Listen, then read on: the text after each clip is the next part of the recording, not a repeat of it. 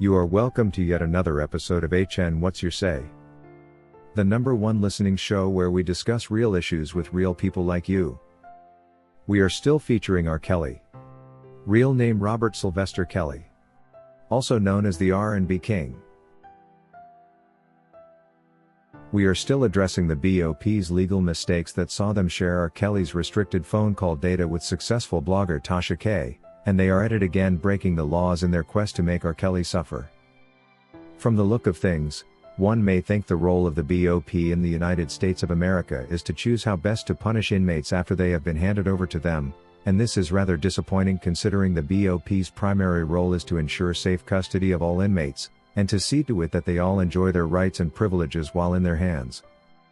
When we raised alarm over how lightly the BOP is handling R. Kelly's health needs, they received an overwhelming number of emails from supporters of R. Kelly complaining about their ill treatment, and instead of changing their ways, they felt the solution was to mute R. Kelly again such that he can no longer make meaningful communication with the outside.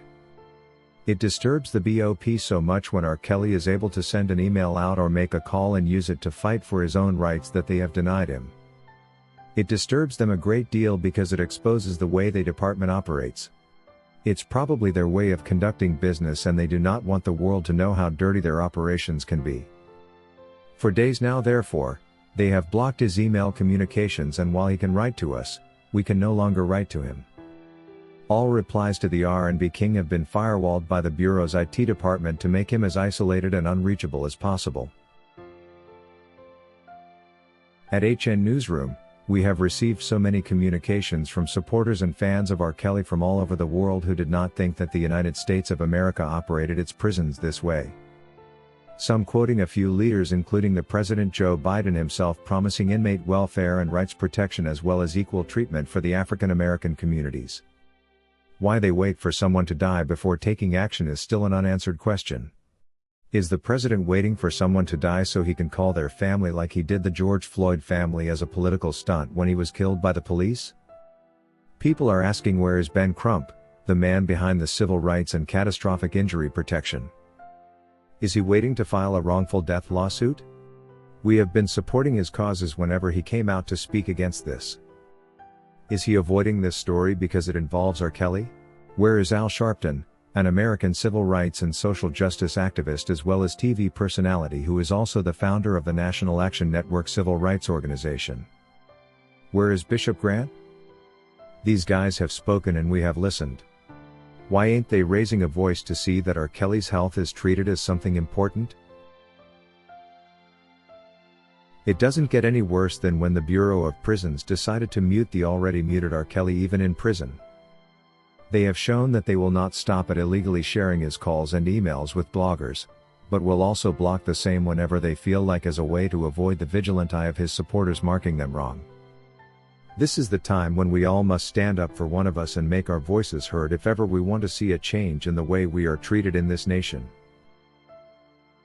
According to Karen Hills, we all knew that the BOP is creepy with their way of doing things, but when it came to blocking off communications to avoid scrutiny, it sounded like a story from some of the greatest dictatorships of this world.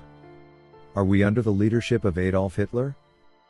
I believe the best way to respond to criticism is to solve the problem at hand. All the prison's officers need to do is take R. Kelly to hospital and to allow him stay there until he is ready to return to prison. Otherwise, we are not wrong to think they want to kill him like they did Michael Jackson. After all, he won't be the first artist to have his life taken in vain after a fallout with Sony. Michael too was healthy and prosperous until the fight with Sony started. Then the court cases with multiple accusers, and when he defeated this, he had to die. Are we too blind to read the pattern and understand what this R. Kelly witch hunt is all about? No wonder shrewd individuals have identified an opportunity in this takedown industry and created organizations such as the Me Too movement to partake in this new avenue of business. Tarana Burke is probably waiting for when the next big fish is going to be hunted down so she can cash in. According to Kia, it's still hard to believe that the BOP officers accessed R. Kelly's information illegally 153 times, and that he only got the information 3 weeks before the verdict. This should have stopped the entire trial.